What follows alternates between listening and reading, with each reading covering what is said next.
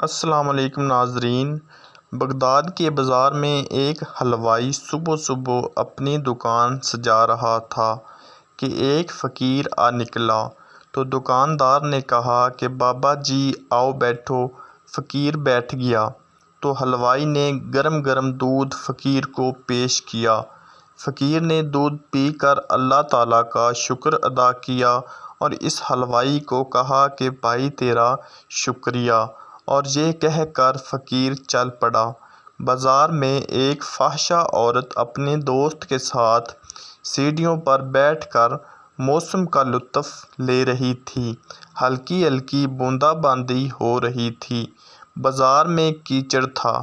فقیر اپنی موج میں بازار سے گزر رہا تھا کہ فقیر کے چلنے سے ایک چھینٹا اڑا اور فحشہ عورت کے لباس پر گر گیا۔ جب یہ منظر فحشہ عورت کے دوست نے دیکھا تو اسے بہت غصہ آیا، تو وہ اٹھا اور فقیر کے منہ پر تھپڑ مارا اور کہا کہ فقیر بنے پھرتے ہو، چلنے پھرنے کی تمیز نہیں۔ فقیر نے ہنس کر آسمان کی طرف دیکھا اور کہا، مالک تو بھی بڑا بے نیاز ہے، کہیں سے دودھ پلواتا ہے اور کہیں سے تھپڑ مرواتا ہے۔ یہ کہہ کر فقیر آگے چل پڑا۔ فحشہ عورت چھت پر جا رہی ہوتی ہے تو اس کا پاؤں پھسلتا ہے اور زمین پر سر کے بل گر جاتی ہے۔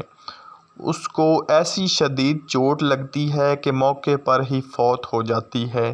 شور مچ گیا کہ فقیر نے آسمان کی طرف منہ کر کے بد دعا دی تھی، جس کی وجہ سے یہ قیمتی جان چلی گئی۔ فقیر ابھی بازار کے دوسرے کونے تک نہیں پہنچ سکا کہ لوگوں نے فقیر کو پکڑ لیا اور کہا کہ بڑے فقیر بنے پھرتے ہو، حوصلہ بھی نہیں رکھتے۔ فقیر نے کہا کہ کیا ہوا میاں؟ لوگوں نے کہا کہ تم نے بد دعا دی اور عورت کی جان چلی گئی۔ فقیر نے کہا کہ واہ اللہ، میں نے تو کوئی بد دعا نہیں دی۔ تو لوگوں نے ضد کی اور کہا کہ نہیں، تیری بد دعا کا یہ دھرا ہوا ہے۔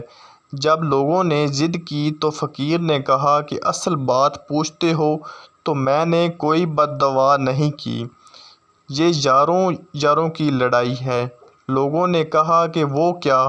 فقیر نے کہا کہ جب میں گزر رہا تھا اور میرے پاؤں سے چھینٹا اڑا اور اس عورت کے لباس پر پڑا تو اس کے یار کو غصہ آیا، اس نے مجھے مارا، تو پھر میرے یار کو بھی غصہ آیا۔